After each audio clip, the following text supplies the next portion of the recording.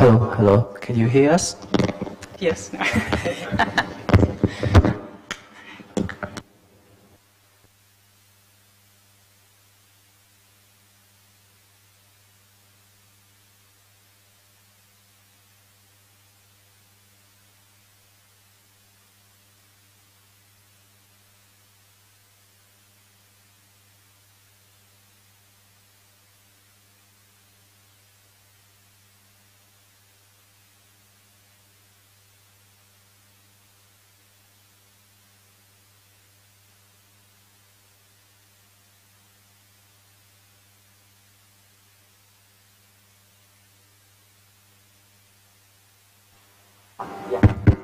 Hello?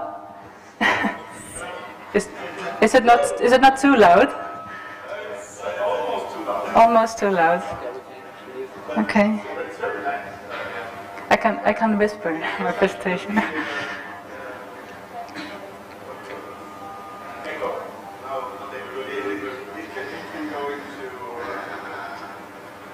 Feedback, But you mean with the other mic? Or yeah, but it's actually nice. And then you don't have to scream because it's really yeah, exactly. Because that's not a. When you work, you are gonna have trials of it. So Yeah, I know. yeah. But when you focus on the music, it's more loud. Yeah. Okay, good.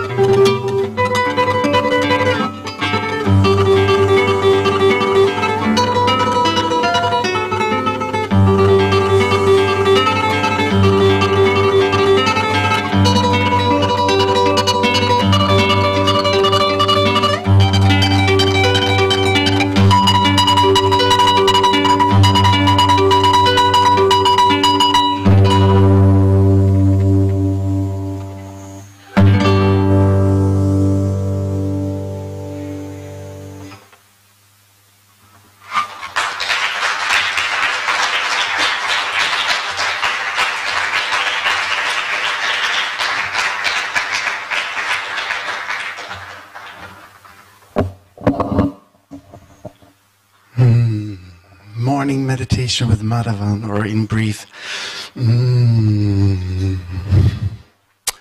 So in EFD, we try to support the whole initiative and all the centers with various services and institutions. And a very, very important one we'll talk about this morning. It's about data management, primary data handling. And this is something that we will insist on when it comes to the CEDA-funded EFD projects, but it's also open and an option and a service for you when it comes to all your other data collection services. And yeah, Vic is nodding because they started to talk about this already at the end of the discussion of his keynote yesterday. So I'll bring to you Marleen Poot, our research officer, to talk about the data management initiative within EFD. Thank you.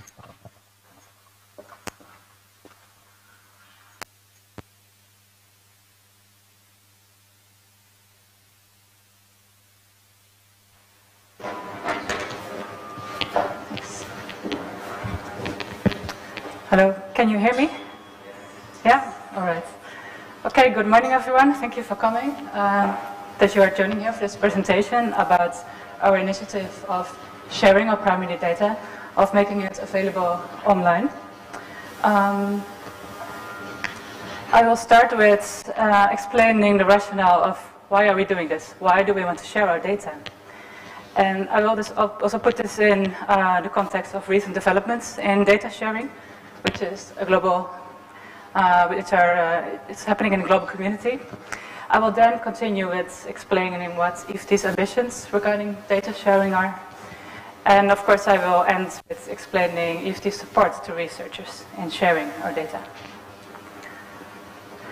So I would like to highlight first the core values of science, which are academic quality and societal relevance. And these are also at the heart of all the work we do at EFD, because we aim to make high quality research that has an actual impact on local policy making. However, science is challenged by a couple of things. For example, the replication crisis. A couple of years ago, a group of researchers tried to replicate the results of a large amount of social sciences studies. But unfortunately, they failed to do so in a large part of the cases. Also, the public trust in science is being challenged. I found a study that was conducted worldwide that only 55% of people believe that climate change is caused by human activities, versus 97% of scientific results that support this claim. And of course, there are also bad research practices that we need to try to avoid, such as p-hacking and fraud, but also data fabrication. And this is an example that I found close to home in the Netherlands for a few years ago. It's a Dutch psychologist who was also an environmentalist, and he made very bold claims. For example, he said that eating meat would lead to people being more selfish and egoistic and less social to others. So these are quite bold statements, and it appeared that none of it was true, at least it was not based on solid data, because he made up all his data sets. So this is a quite extreme example, but I think it shows why it's important that we share our research data. And this is because reliable research data are at the heart of credible research results. And that's why the open data movement calls out for more sharing of research data to minimize these challenges that I just mentioned. Sharing data will improve the replicability of research results. It will increase transparency and also increase the scrutiny of research data. And all of this will lead to a better quality of research data, and then indirectly also benefit the trustworthiness and the reputation of researchers and their work. But there are also other reasons why data sharing is important. One could argue that research and knowledge in general are to be considered public goods. There are even people that go as far as claiming that access to knowledge should be a basic human right. But besides this more ideological point of view, one could also argue that research data and research are public goods because of the funding. For example, in Sweden, more than 75% of research is funded by the government. And if you look at the average in Europe, almost 80% of economics research is publicly funded. And of course, when zooming into the research that is done at EfD, we get all our funding from public resources, from the government. That means basically that the work that we're doing,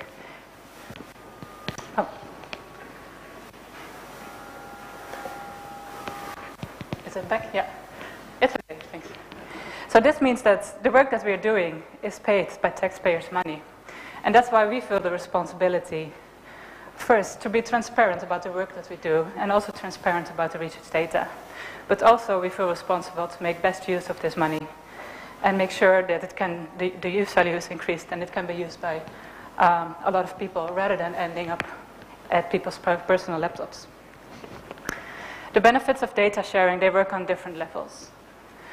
They have benefits for society as a whole. They increase transparency, increase trust in research. They make better use of public funding. But there are also benefits for the research community. Besides transparency, it might avoid duplication of data collection, duplication of experiments, and it might make it easier to reuse the data. There are also benefits for individual researchers, such as an increase in citations, because the data can be cited just as any other research outputs. I will tell now a bit more about the global developments that are going on regarding data sharing. One can observe that there are more and more international organizations with open data policy, such as the CGR Consortium and the World Bank. And data sharing is also driven by funders and journals. For example, the American Economic Review and PLOS ONE are journals that require data to be published in a repository, to be accessible by everyone.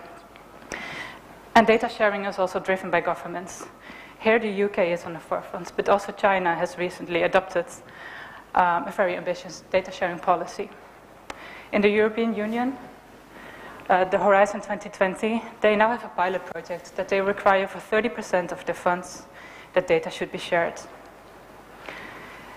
On the side of infrastructure, there is an increasing number of national and international data repositories all over the world. And it's important to note here that these are not single efforts, these are not isolated efforts. These repositories are more and more connected to each other. They develop together international standards so that data can be easily shared and transferred between repositories that, for example, metadata and search words have the same meaning all over the world. And there are also certifications like, for example, the Core Trust Seal that will guarantee the researcher that your data will be stored in a safe and secure way. So what I'm wondering here, why aren't all of you already sharing your data if there are so many benefits? Well, I mentioned that research data can be considered as a public good, but of course at the same time it has also some private good characteristics when it comes to individual researchers and the use of the data for them.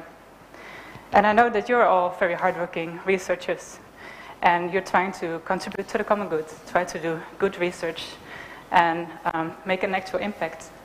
But at the same time, you have to do this in often a very competitive environment. And the last thing that you want is someone else taking your idea, using your data, and publishing the results before you have the chance to do so, because then all your hard work has no benefits for yourself. And we don't want that. But even if after a considerable time has passed, data sharing is often not on the priority list of researchers. And why is that? Well, first of all, of course, it takes a lot of time, and you might have other important things to do. It can also be that in your university or institute there is no data sharing culture. Why would you be the first one to do? And also often there is very little awareness of why to share data and how to share your data. There can also be unclarity about who owns the data. Is this the researcher, the research institute? Does the funder have any claims? But you can also get your data from another organization and maybe you're not allowed to share this. And many researchers are also concerned about the protection of privacy of their respondents, which is also a very important issue. And of course there's also limited facilitation to take away these challenges I just mentioned. And we at EfD, we're very aware of these challenges. And in our efforts to share the data, we also aim to lower the barriers and to take away part of these challenges.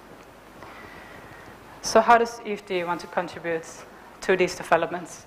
Well, first of all, we integrated our data management goal into the EFD strategy, which is to establish a data management culture in the EFD network that enhances the quality, the availability and effective use of research data. We also have formulated 6 specific objectives that we hope to reach by the end of 2022. First of all, we want to share our data in a well-managed infrastructure.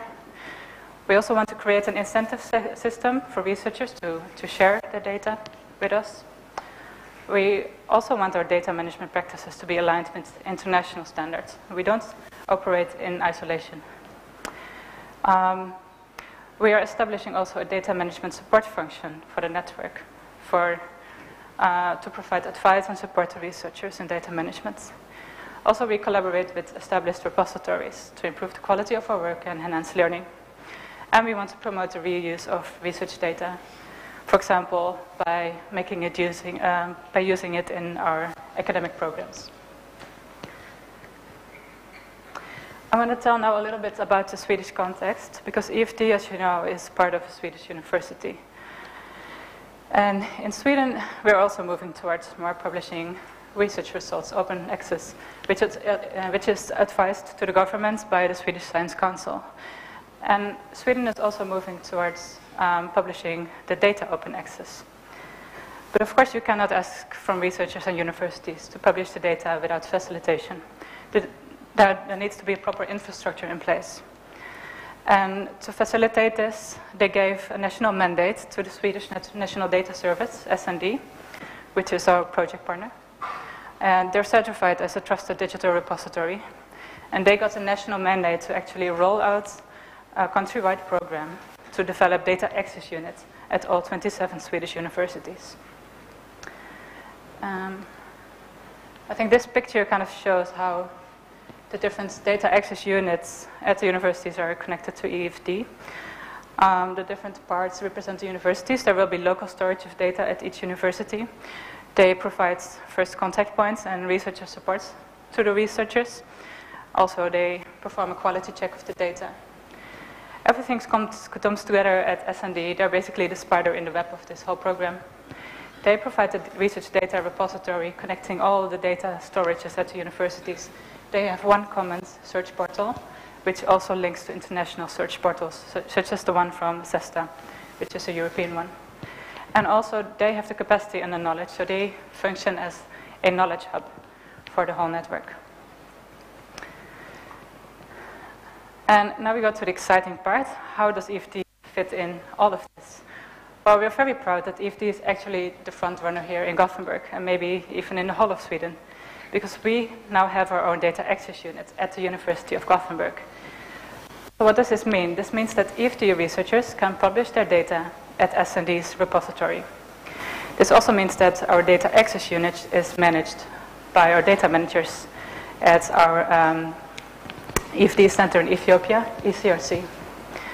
There will be quality control and data creation by our data managers at ECRC and also at the end at SND.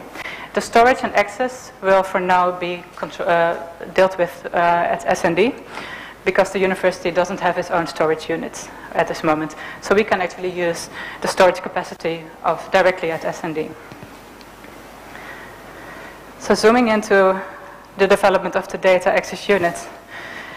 Our progress so far in the last 2 years, what we started with was collaborating with our center in Ethiopia, ECRC. We invested in human capacity by hiring a data manager who developed their own institutional repository. And with this experience and knowledge, we can already lean a lot on this knowledge. Also, we had stakeholder meetings in the EFD network. This was to find out more about attitudes and awareness vis-a-vis data management, data sharing, and also to get some insight in the status quo of like what are our centers doing in terms of data management. We are also developing our data management policy, and here we find it very important that these are aligned with international best practices and principles. So we don't want to reinvent the wheel. We want to align with what's already going on and the most professional organizations are doing. So we have adopted 2 guiding principles of our partner organizations, S&D. First is data should be as open as possible and as closed as necessary. So this shows the importance of sharing the data to others, while at the same time the need to protect the privacy of respondents. And we also think our data should be fair, which means that data should be findable, it should be accessible, interoperable between different systems, and of course reusable by others. In the beginning of this year, we started collaborating with S&D on the development of our data access units. And the central part in this was the training of 2 data managers, Samuel Abera and Yabebel Ayalu. So they were invited to come over to Gothenburg for 2 weeks, and they were hosted by S&D for a training program. So what they learned here was basically how to manage the data access units, how does the system work, and how can they align their working processes with the routines, the working routines at S&D. So they are now well prepared to work on at the data access units and to take on the data. We're also implementing all these plans into EfD's working processes. This means that data will be included in planning documents. This means that EfD data is mandatory as a deliverable for all research that is funded by EfD. And that means also that we have an enforcement system.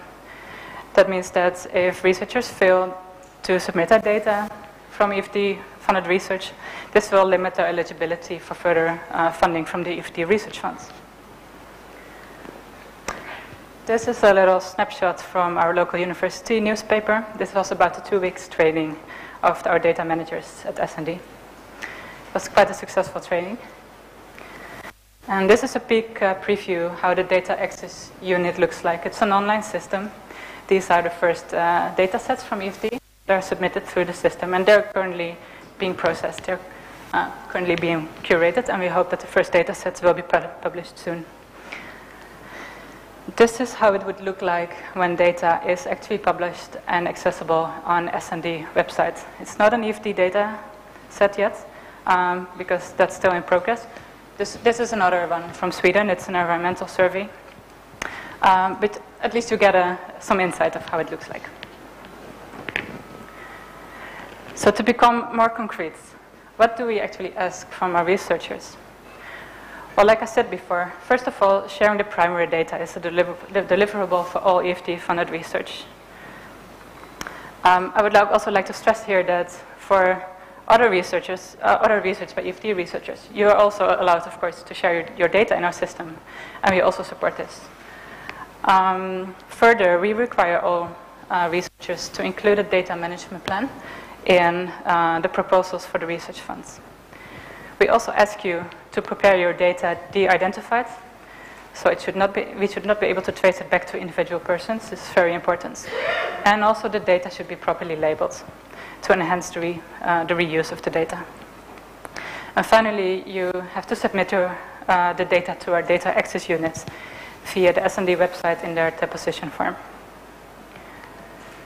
So we're asking these things, but of course we also have something to offer in return. First of all, we make your data citable. So each data set that will be published gets a DOI assigned to it. That means that anyone who uses your data and publishes an article using this one will have to cite it as if it were just a journal article, for example. So it will actually increase your citations. We also offer secure and long-term storage of your data. And this will be very structured and also in a way that it's easy reusable. And this not only holds for other researchers to reuse it, but it can also be very beneficial for yourself if you want to use your data after 7 years. You have a very easy way to access it and reuse it. Of course, this also helps you in fulfilling journal requirements and sharing data.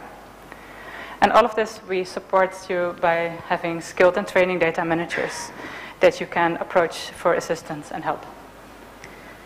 We ask for quite a reasonable embargo time.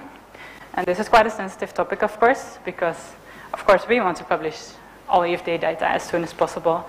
But we understand that all researchers, they need some time to use the data, do your analysis, and write your article and publish it in the journal. So that's why we put an embargo time of 36 months after the project starts to give you some time to actually work on your career. What we also do is we want to invest in upstream technology, such as survey tools. And this is supposed to make the whole process from preparing the data collection, collecting the data, towards preparing the data for analysis and also to publish it. It's supposed to make it all much easier and streamlined. And of course, by publishing our data, we also provide access to other EFD research, the data sets, to our researchers. So I'm now coming towards the end of my presentation, and I hope that you now have a much better understanding of what we are doing in terms of data management and data sharing. And I also hope that you understand why we're all doing this. Because the future of EFD is that we want to continue creating high quality and relevant research and want to make an actual impact on local policy making. And I want to note here that our initiative of sharing our data is not just a project on its own, but it's actually an integral part of EFD's mission in doing so. But we cannot do this alone. So we need the commitment of all our researchers and in them being a part of EFD's contribution to the common good. And that means that if you do your part, you share your data with us, then we will do our part in making data sharing as easy as possible, as convenient as possible, and also by providing professional data management support. So if we do this as a network, then together we can improve the transparency and the reputation, both for researchers and the EFD network as a whole. And then we will also increase the visibility and, of course, the impact of our work. I would like to conclude here by citing this statement of the Center for Open Science, which I think perfectly summarizes the whole rationale of why we're doing this. The challenges of disease, poverty, education, social justice, and the environment are too urgent to waste time on studies lacking rigor, outcomes that are never shared, and results that are not reproducible. Thank you, everyone.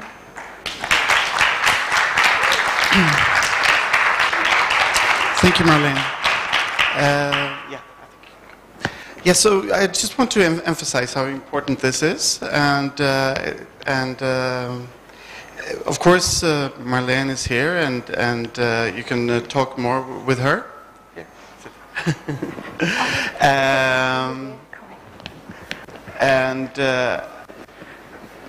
I just want to stress, we're doing this, right? I know that there's a big threshold. There is a threshold. There is a cost for you guys. And we want to lower that threshold as much as possible. But we are doing this. I've been talking about this for 10 years. But now we're doing it. So there is no way back. Okay? Any question, comments, or anything? Yeah, Joe, say something good. That we're going to do this. I think this is great. I think this is the future. We need to be doing it 100%. So I just want to ask a question about the de-identified element, which is a concern for a lot of people with human subjects data. And the question is, you know, there's a lot of new work that I've seen referenced more than I've read myself, that computer scientists can actually piece backwards and identify people with much less data than you would think.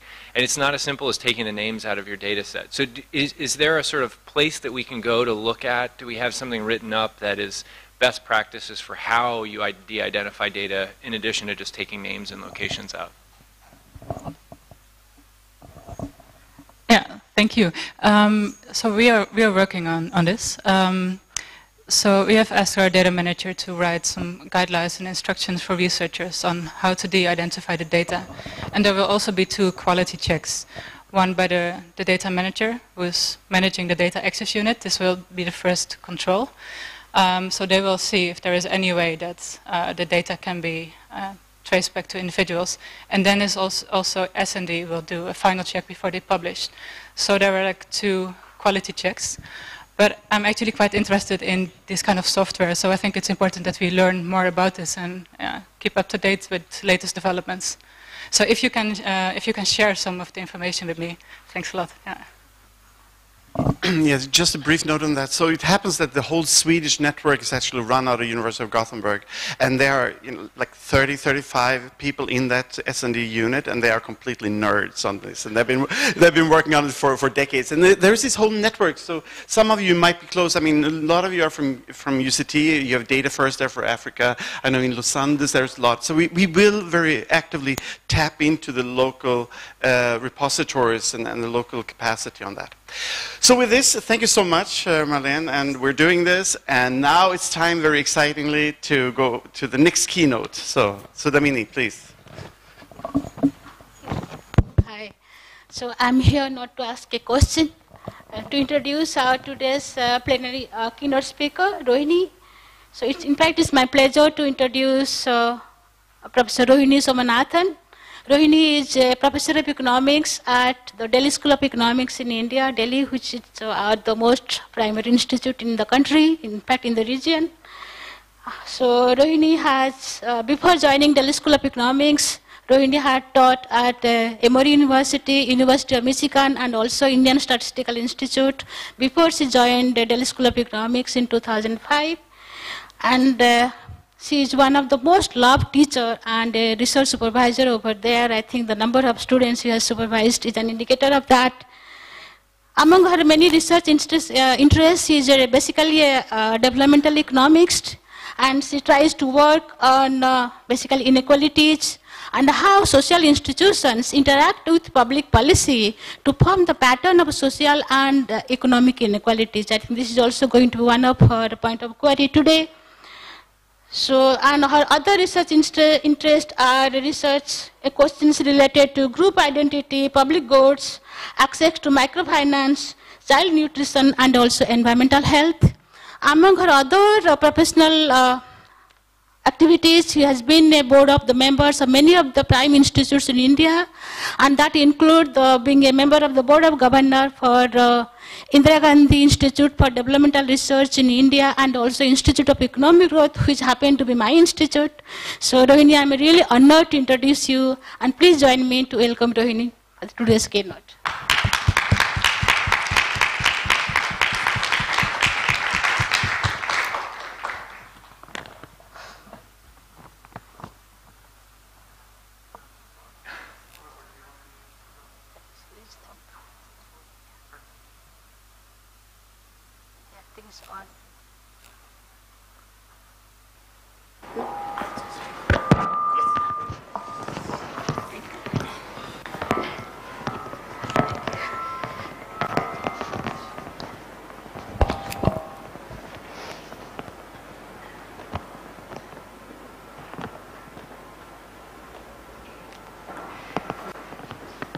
Thank you very much, Sodamani, Gunnar, all of you.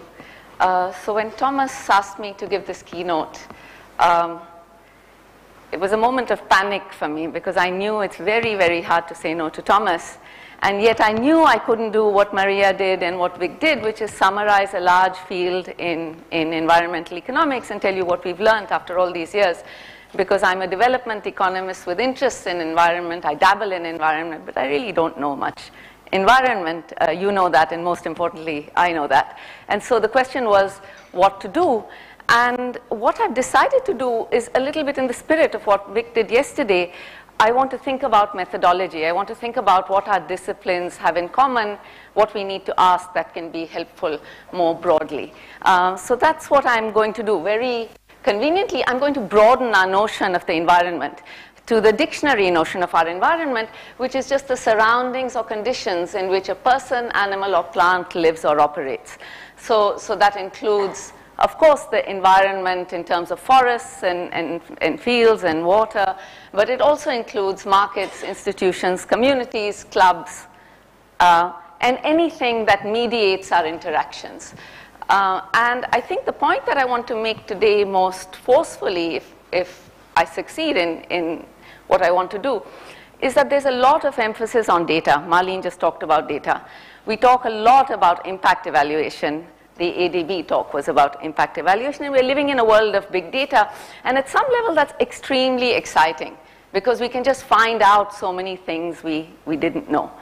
Young researchers often come into that world saying, we did this thing in this little part of Colombia or India or Sri Lanka, does it replicate, is it valid? And I think sometimes that might be the wrong question. And what I'd like to do is really think about how outcomes relate to preferences. So what is actually determining outcomes? And it's only when we do that, I'd like to make that case, it's only when we do that can we really find the right levers for policy. And so the idea is that if we want to move from data to policy design, we have to recognize that identical preferences in different environments lead to different outcomes. And so we shouldn't expect that we get the same estimates when we're doing things in different places. If we diagnose these differences, if we really zoom into them, if we put a microscope on them, then that can help us discover policy levers that then can be manipulated to improve welfare.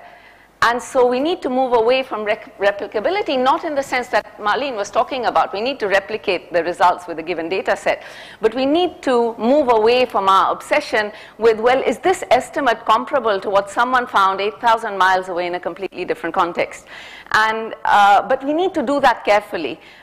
With some rigor, and by that I mean we really need to interpret the findings that we're getting.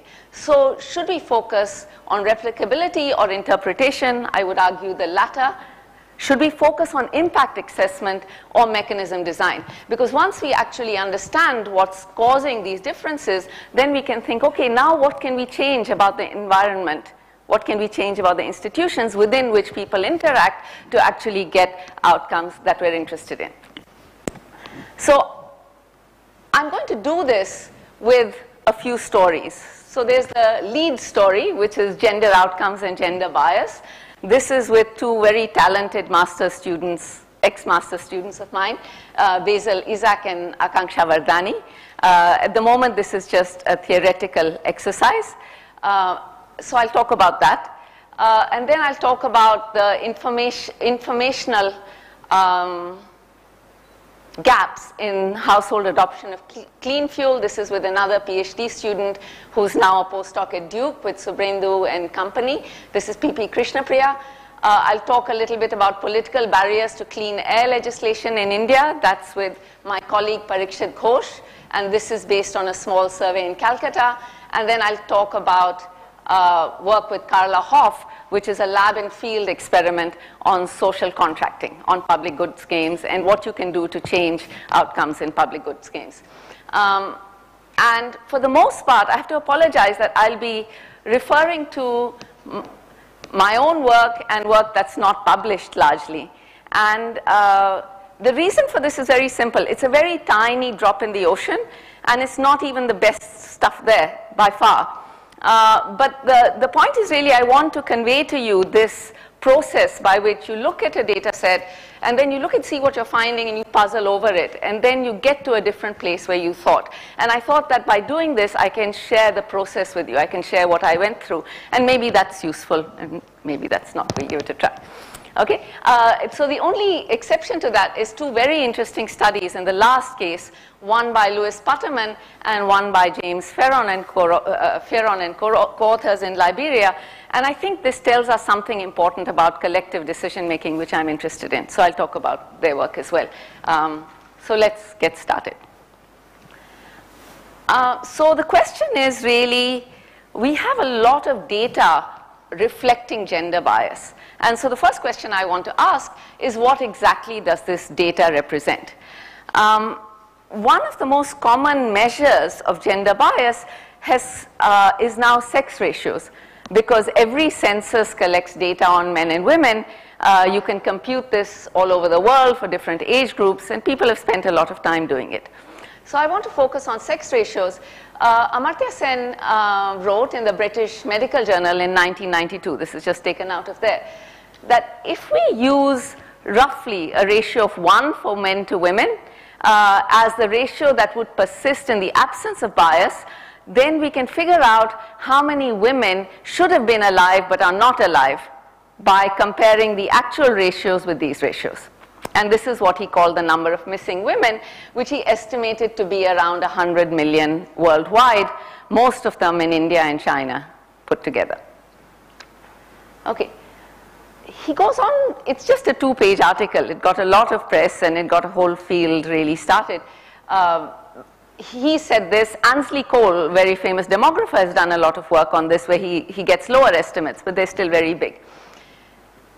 This is what I want to focus on. He says, what causes the relative neglect and how can it be changed?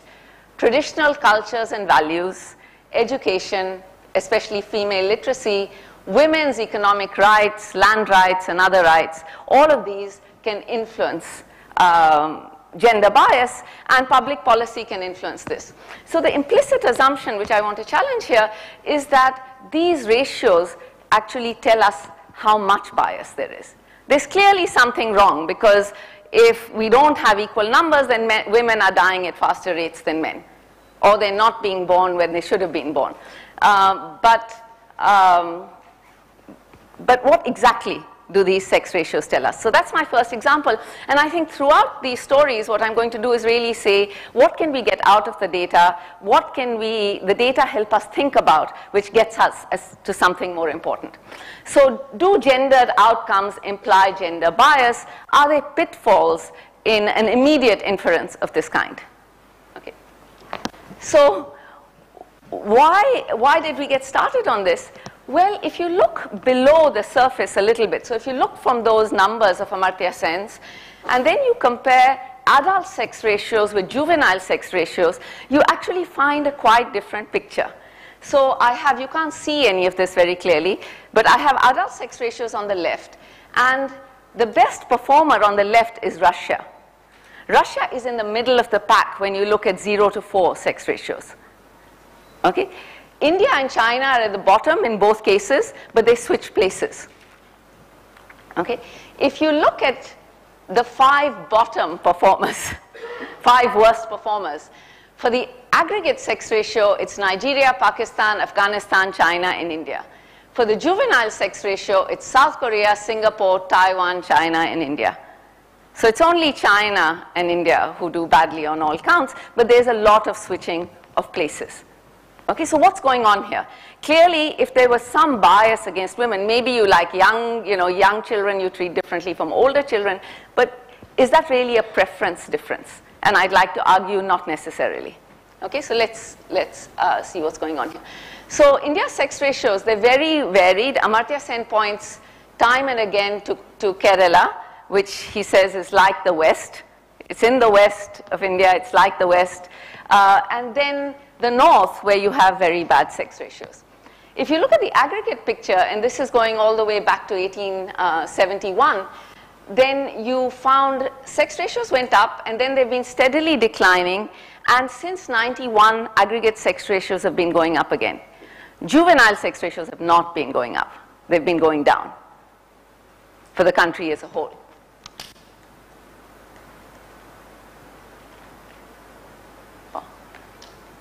If we look at the states, on the left, so I've picked one state from the north, one from the south, one from the east, and one from the west.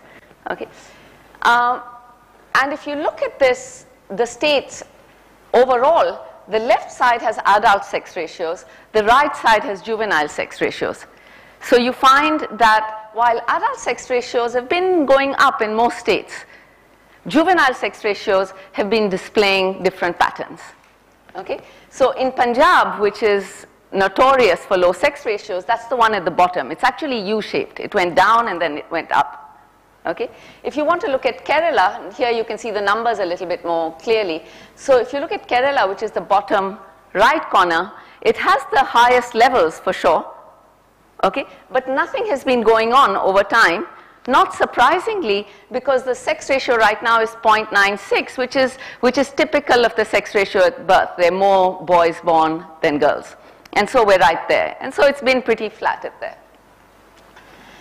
If you look at Uttar Pradesh, you find this pattern for adults. You've been going up for adults, down for kids. Maharashtra, again in the west, up for adults, down for kids. Punjab, up for adults, U-shaped for kids.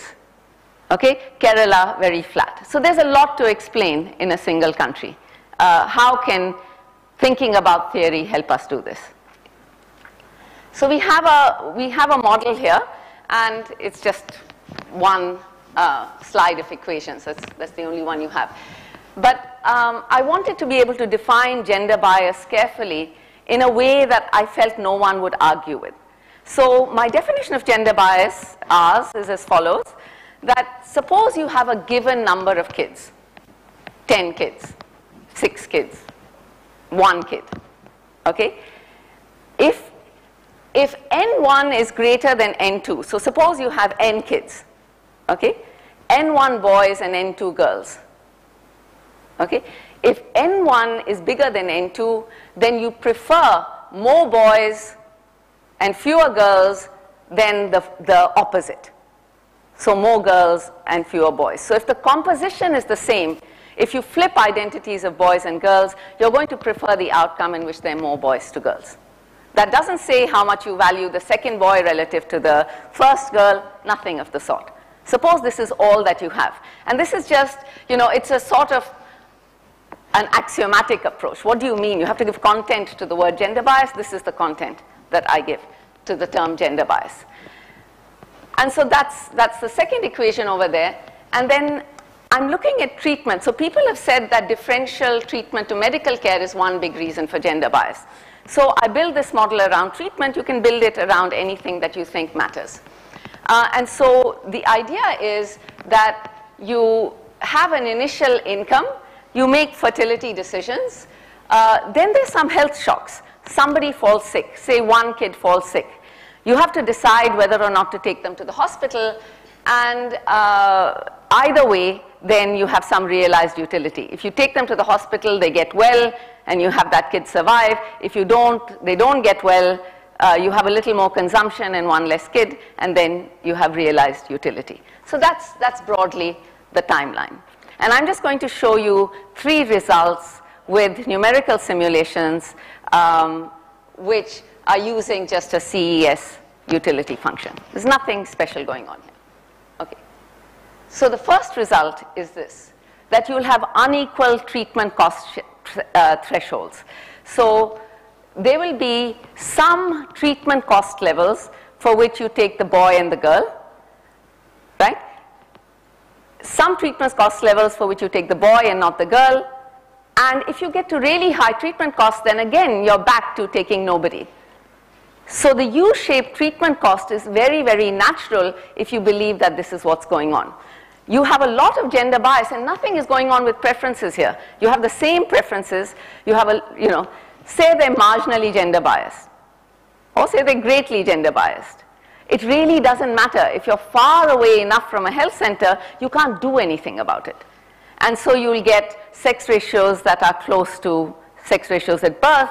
Okay? As treatment costs fall and you have to make an active decision, you might take the boy and not the girl. In fact, there will always be a threshold at which you would take the boy, which is higher or lower, whichever way you're thinking about it. So there's a threshold treatment cost at which you would take the boy but not take the girl. And then there's a different threshold for the girl, and then you would take them both if treatment costs fall below that. Okay? So this is just, what this is doing is just simulating that. It's just saying, suppose you have 2 kids, 1 boy and 1 girl. Suppose you have 4 kids, 1 boy and 1 girl. One of them falls sick. Okay? Now what I'm doing is taking 2 different levels of gender bias. So if you go to the utility function here, this beta in front of the boys, so it is a parameter capturing gender bias. I'm just varying that beta a little bit. So in one case it's 0.4, in one case it's 0.35. And so you can see that the band changes. And so this is the band of discrimination. But of course you could be outside that band for both, and then both of these communities would have exactly the same sex ratio. So you can't look at the ratio and infer what the bias is going to be. All right? And then if you actually now look at falling treatment costs. So what we've done here is we've just allowed a kid to arrive every period. They fall sick with some independent probability. The family decides whether or not to take them for treatment. Okay? And then you have a sex ratio that's realized. And so the purple dotted line is the treatment cost trajectory. And here you see that the sex ratios are flat, then they go down, and then they go up again. Exactly the mechanism I was talking about right now. Okay. Okay. So that's result 1, that you have non-monotonic sex ratios for any level of gender bias, if you have enough variation in treatment costs over time. Okay. Result number 2 is that sex ratios are uninformative about the difference in bias. Now suppose there are two communities that face exactly the same trajectory of treatment costs. You know, there were so many health centers in every state in India in 1951, then there were so many more in 1961, and suppose all villages face the identical trajectory of treatment costs, okay?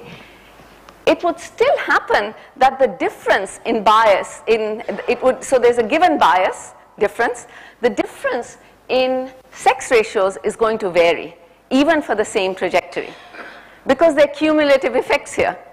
So at some point, treatment costs were high, you took both of them, then treatment costs fell, you took one and not the other, so then now you have a different sex ratio, now treatment costs fall further, and so you can't look at the gap between the green line where there's less bias and the yellow line where there's more bias and say, well, we can look at different states and rank their gender bias based on the difference in the sex ratio, because it's the combination of the environment broadly defined, okay, and the preference. And if we don't realize that, then we'll be making the wrong inference, okay. Result 3, again, everything is just coming out of the same mechanism.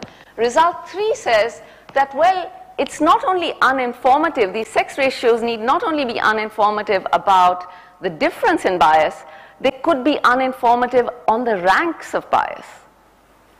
So you could have a community with more gender bias and a lower sex ratio, or it could have more gender bias and a higher sex ratio than the other community. And you can't really tell because in general, treatment trajectories are different. So if now we move away from the same treatment trajectory, then you can flip ranks. Okay? So these are some of the pitfalls of inference with gendered outcomes when you're trying to look at gender bias. And so you might look at the Indian case and say, look, things are really getting better. This is what the Indian politicians are saying all the time. Okay? And maybe they are getting better. And maybe it's just a transitional phase when you have these health centers and you expand enough, but we don't know. You need to look at that more carefully. So that's story number 1. Okay? And I'm going to now go briefly through the other stories. Okay, so this is the household fuel choice experiment. So Krishna Priya took in her thesis research 2 very different states. One was Kerala in the south, which is where she's from, and the other was Uttar Pradesh in the north. Okay, very different sex ratios, very different observed bias if you just go and hang around there. All right. Kerala is highly literate, it's matrilineal. It's exceptional in that respect in India. Uttar Pradesh, exclusionary in many ways. You often can't see women when you go because, you know, they have their sari sort of here. All right? All right. So she had treatment arms. So what she did in each of these areas is she picked a bunch of villages and she said, look, if we really care about, it's women who really suffer this. The effects of being in a house with a lot of air pollution. So in some villages, let's give information to the woman. And in some villages, let's give it to the man about the bad effects of fuel on health. And then, of course, there's some control villages. And the outcomes that she measured were how many people switched. And the interventions she looked at were 3. She looked at solar lamps, replacing kerosene lamps. So that's the first panel there. Then she looked at these chimneys. You can't see them very well, but you see that little pipe in the second panel. So that's where the smoke should go out from. And in the left side, the smoke is coming into her face. And then pressure cookers, because the food cooks faster, there's less smoke. Okay, here's what she found. She found the 2 states remarkably similar in outcomes. So she found that there was a huge uptake of the battery-operated lights. Okay, she found that in Kerala there was a little bit more. If you look at the men versus women, it made a little bit of difference on the uptake of the smokeless stoves, but not very much. It was generally low. And then if you look at the pressure cookers, well, you actually found that in UP, a lot of women had them already, and you find very little impact. Okay, so then the question is what's going on here? And again, Krishna Priya's thesis, the second chapter is a model and the third chapter is this experiment. And what the model does is it really uses the cheap talk literature. So it says that, look, suppose you give the information to the woman, okay, but the man is the decision maker. Then the woman is going and telling the man, look, you know, here is this thing that is really good. I think we should do it. Okay. So will the man listen? And the standard result in the cheap talk literature is that I listen if it really has information. That would help me. So if it's something that I really want to do and I believe that you would say this to me,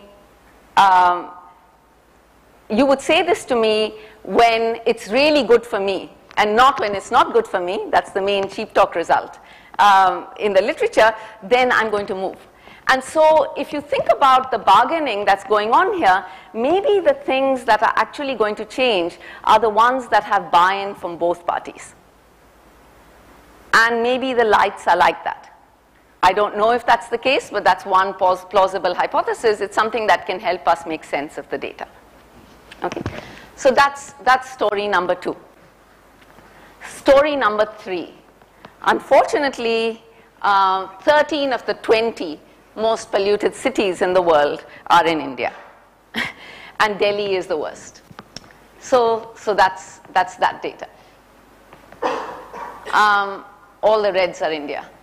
So what a lot of cities have done is to go in for fuel changes, mandatory fuel changes in public transport. Okay? Now the puzzle was that this happened in Delhi in 2001. So the Supreme Court in 1998 says you have to switch over to public transport that's clean. Okay? The change actually occurred in 2001. Many, many other cities just carried on business as normal. Okay? In Calcutta, the switch happened in 2008. It was mandated in 2008, finally. The courts resisted a lot. The High Court resisted a lot. It finally pushed for the change. It came about in 2008. Nobody did anything. There were huge protests. Buses caught fire. It was really a big, big issue. And so there was this puzzle that we had, Parikshit and I had. Why are these two cities so different? Are they really different? Are preferences different, or is it something else?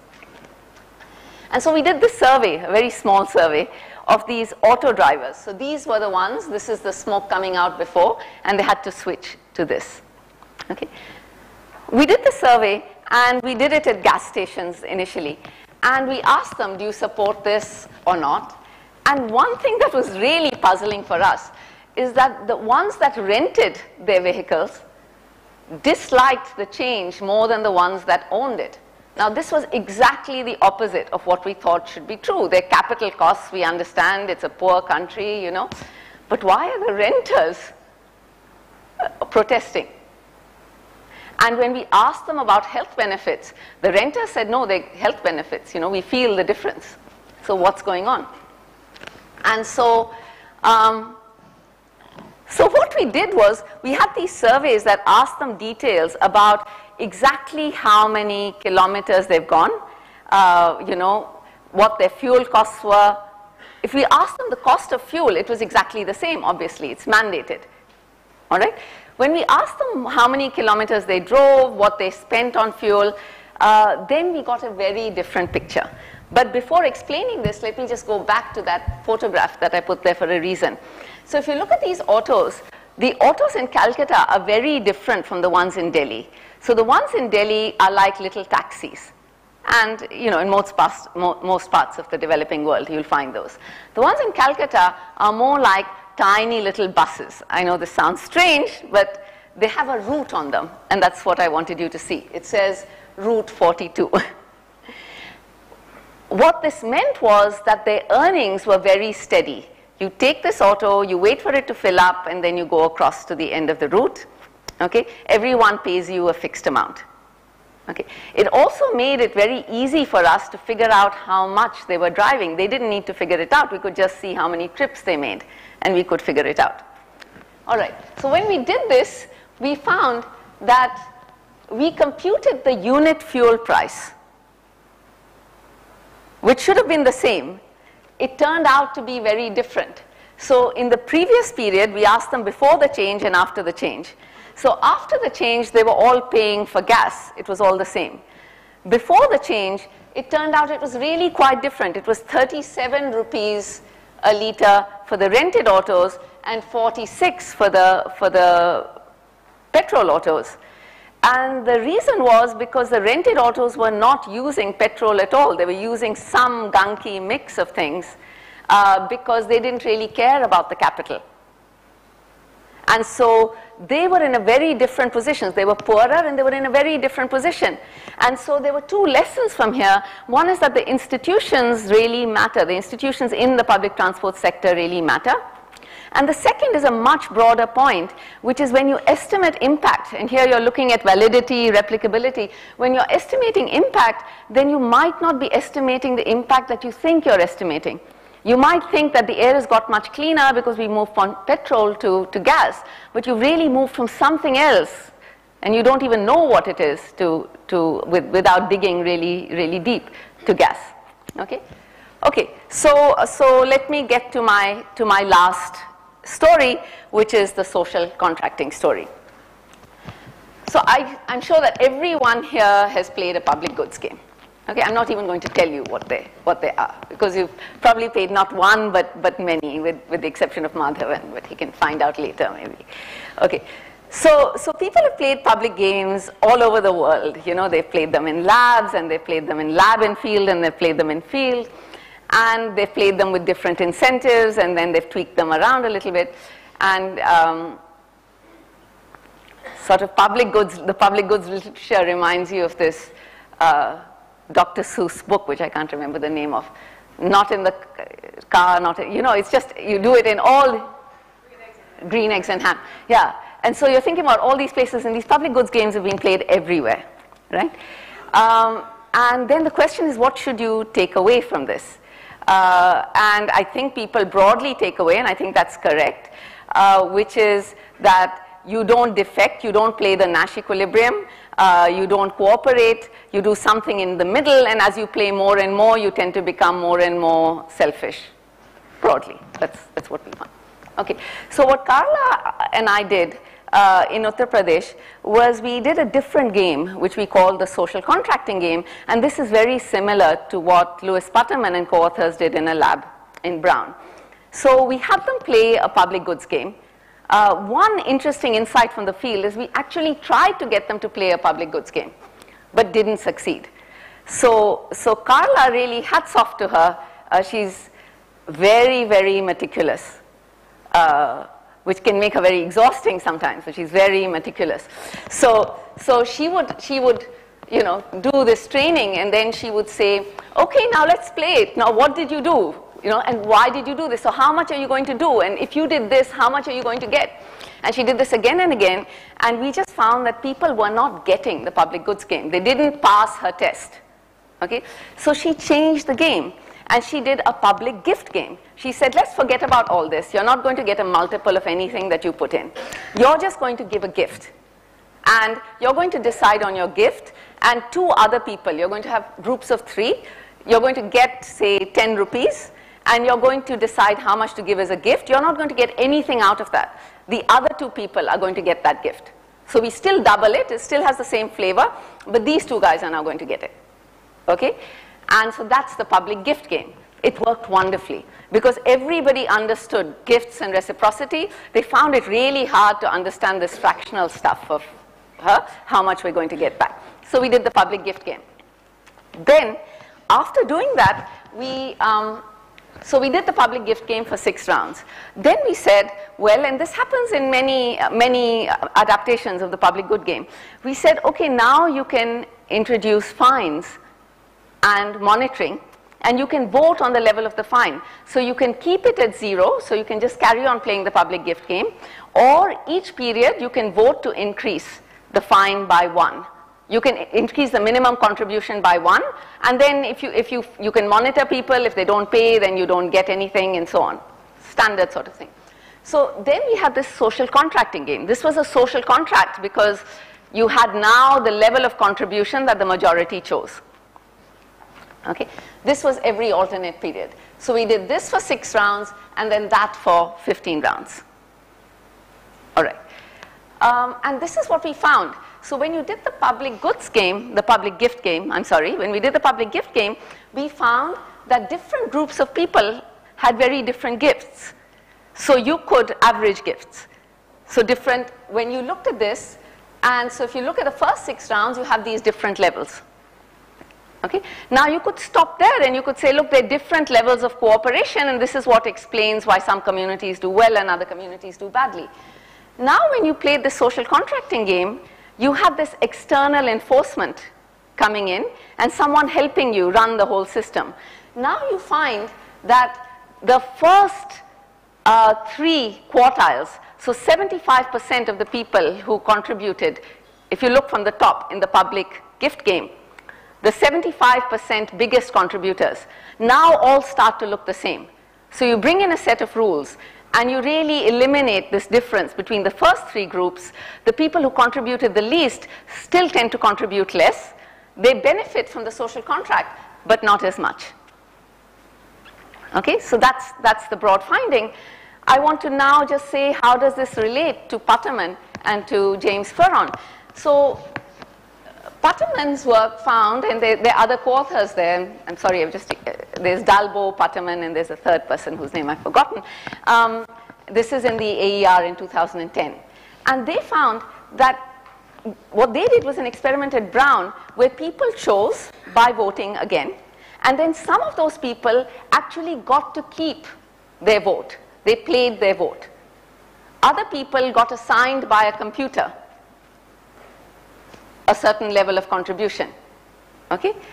And then they found that when people actually chose what they were going to do, they contributed much more. They were much more likely to cooperate. So for the same level of fine, the same community, if you actually chose that level of fine, rather than having it imposed on you, you cooperated much more. You were much more likely to, I'm mixing up fine and contribution. If you chose that level of mandatory contribution, then you were much more likely to actually contribute than if it was the same level was imposed on you.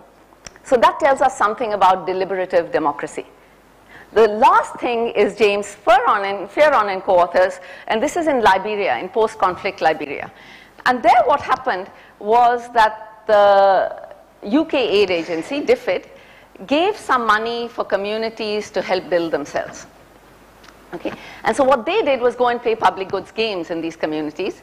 And in some communities, this relates interestingly to the We Need initiative that we're starting at EFD and some of the questions we're asking. So in some of these groups, they were all women.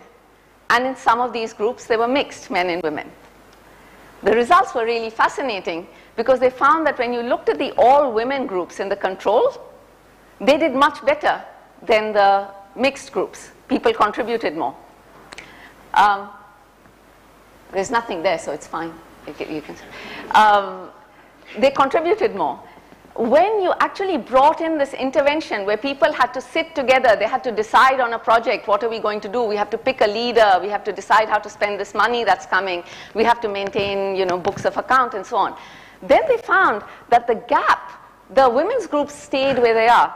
The mixed groups now not only caught up, but they chose better leaders, they had more processes in place, and what they find is that there was a lot more talk that was going on. So what happened with the women's group is they just said, yeah, whatever, we trust you, go ahead and do what you're doing. With the mixed groups, there was informational exchange, there was negotiation, there was deliberation. And that really helped going forward.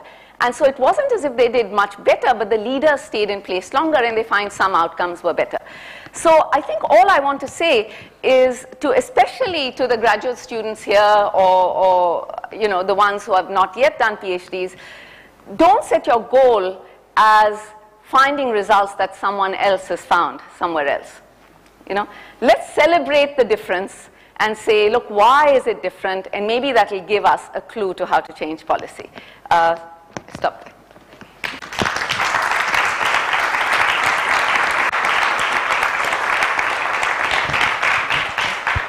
Okay. Thank you. It's been wonderful, Rohini. Thank you so much. So I think we should have some questions. Ready? Or I can start with. Should I? Okay. Okay. You know, it's wonderful, in fact. So, you know, like one thing that's really puzzling me is that, you know, when I see my, you know, people who are not so educated in India, you know, they have a lot many daughters than a son. And sometimes, you know, I try to find out why do you have so many daughters. Like my maid, you know, she's got 6 or 7 daughters and 1 son. And then they explain to me that, okay, we go on having children till we have a son. So, you know, if you are having, because if you have one son at the beginning, then, you know, they can have 2, 1 son and 1 daughter.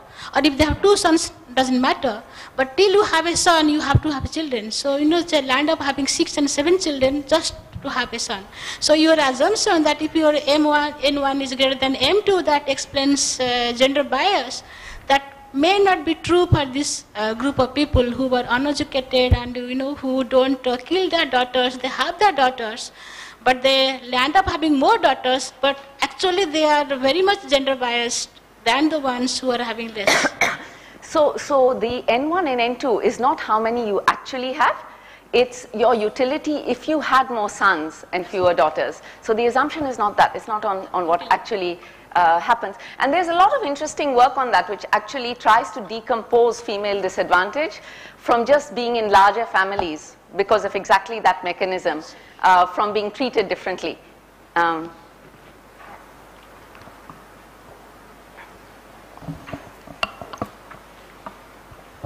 Thank you so much. I have a fairly broad question for you. Given what you're saying here, what are the conclusions you draw from the sort of replication crisis, and how should we think about reproducibility of our research? Yeah, I think that replication with a given data set is critical. And so the kind of initiative that was being talked about now and what the... I don't mean that. So I don't mean with the given data. Yeah, I think that this is a place where we've been pushed, where a lot of us don't want to be. I think we have to make the case when you publish in the top journals, you have to make the case that what I'm saying, even though I went, you know, on this 10-hour trek and sat in this village for a month and did this, what I actually learned is applicable elsewhere. And I think that that's just crazy, honestly. And I think that one way out of this is to really combine theory, to be able to say that, look, here's what I get. It's different in interesting ways, and I can actually tell you why it's different. So, of course, you can't stop at the point of the difference. But if you can actually explain it, then you really learn something as an academic community. So I really think that those differences give us clues into what's going wrong. Just like if we look at black-white incarceration rates in the US and we say, look, you know, these are crazy, you know, why are they so different? And then we start to explore why that's the case. So if we say, look, why aren't there more women in mathematics or physics? And then we say, okay, so using difference for diagnosis rather than to conclude something without thinking through it. And I think that it's only when we find different results that we can actually start that process. Otherwise, you know, you might as well just do the stuff one place and then you're done.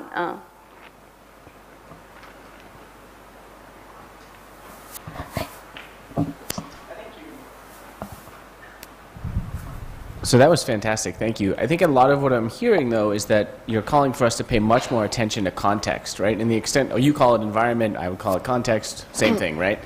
And the extent to which different environments or contexts mediate outcomes and trying to provide some insight there. Can you think of any examples where you see people either in environmental economics or development economics starting to kind of try to open the black box a little and think about context and mechanisms and outcomes? Because I know you see this stuff all the time. Yeah, no, I think that I really like Butterman's work, for example, because I think it does a lot of that in the experimental economics domain.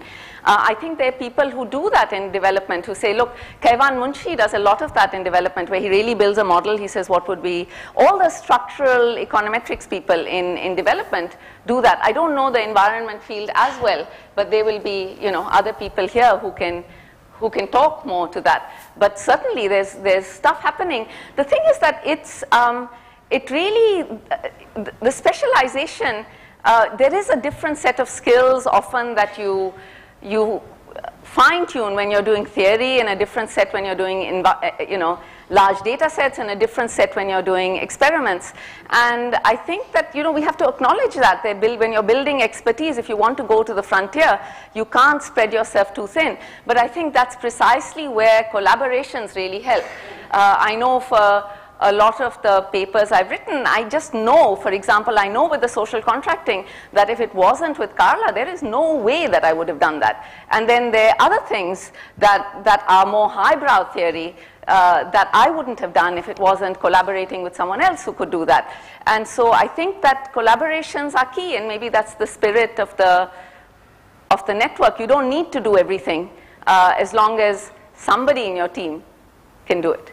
But I think conceptualizing where you want to get to as a group and saying that, we want to be able to go back from, outcomes to preferences and only then start to think about policy. That's what I'm advocating. So just continuing on this point, I think this has great, very, very important implication for EFD research, because I know for myself, I've been very kind of apprehensive of the publication possibilities of our collaboratives, for example, and we've been very hesitant in giving this advice to our colleagues and PhD students to actually take the same question and even questionnaire and go somewhere else, but with your proposal here today, we can actually pursue this much more, but with a focus on the difference, right? Yeah, I don't think it needs to be the same questionnaire. I think it needs to be thought about. Questionnaire design is a hugely complicated thing, and you really want to spend time on how you can do this in many different places. So again, just like we don't want to replicate results as a goal, we don't want to replicate questionnaires as a method, for sure. But then the question is, what do we want? And I think that needs thinking through.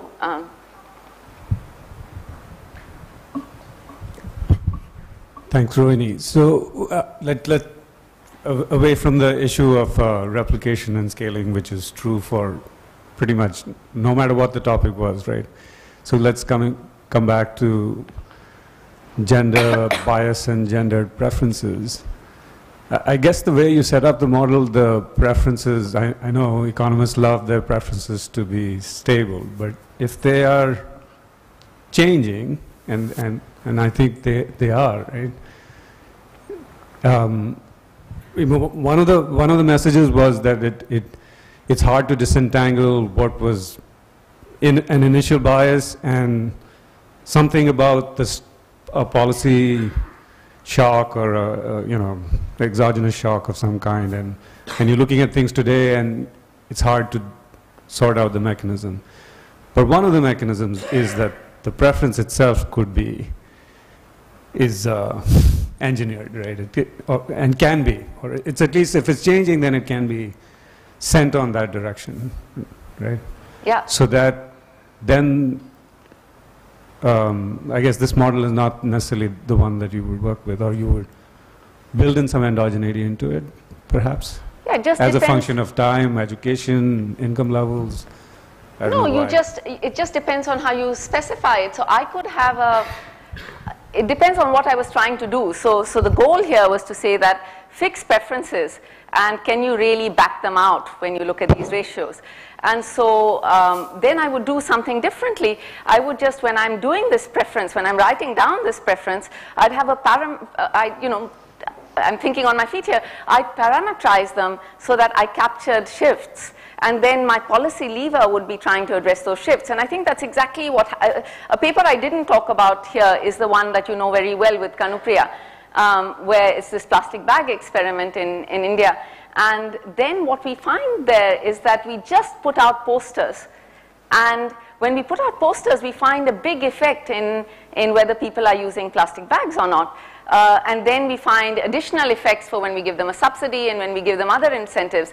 But the only way that you can actually make sense of this information and response to information is really to say that, look, something has changed in preferences. And so the way I model that now in the paper is through a shift in the preference parameter. And then the question is, look, how much did it shift with this policy. So I think the whole literature, and there's a big literature now in environment, I know, on nudges and in marketing.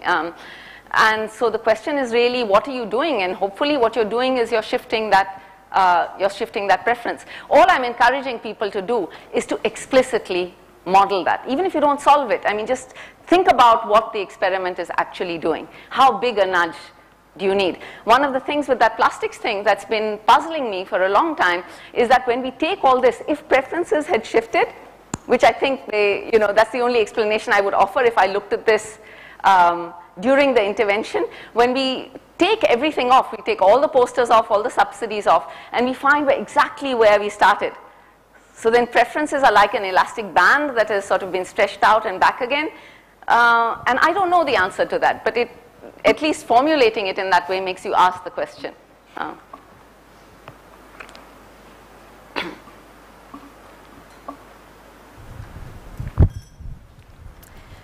So one of the things that I was thinking through was, you talked about individual site studies and their kind of broader relevance, but that things are different between different sites. But the examples that you gave were either studies of multiple sites, so different states or different cities, or experiments where you can then change the kind of the context or the conditions.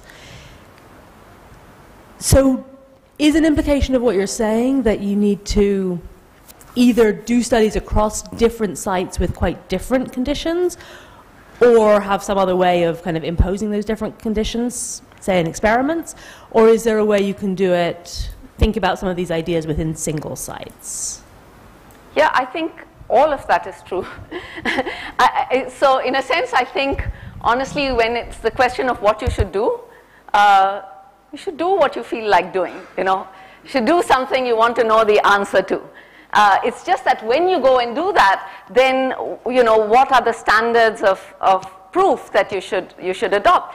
And then you need to be able to think about why you're finding what you are. And then you could decide to go and do it somewhere else. You could decide to do it again in the same place. You could decide to build a model that can actually, you might have multiple outcomes coming out of this. And then you can have a model which will tell you, look, if this was true, then A, B would change. And if something else was true, then A and C would change. And so you need to figure out a way to make sense of the data, and this is what I call data interpretation, and there are lots and lots of ways to do that. And so the case that is being made here is both for data interpretation and methodological diversity. And that's part of the reason that in one case I took this tiny survey of 100 auto drivers. In another case it was theory, in another case it was an experiment in the field, and so on. I think that you really, when you want to understand something, like you want to prove something, you just go at it in many, many different ways. And it might be in one paper, it might be in multiple papers. But I think that's the only way to figure out whether you've got something you believe.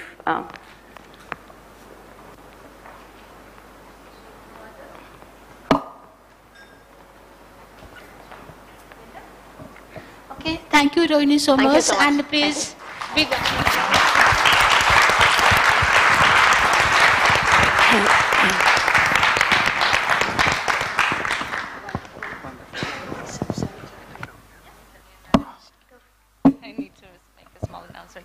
Hi everyone, good morning. Thank you, Rohini, for the presentation. So before we head to the coffee break and everybody goes to their activities, we want to take a group photo. This year we're making it hip and cool, and we're going to make it with a drone. And so if everyone... Yes, so if we can all gather downstairs, we're just going to cross the street and into the bridge. So just follow me, and Matthias and Daniela will do their magic. All right? We'll steal you off for 10-15 minutes. Yes. Let's do it.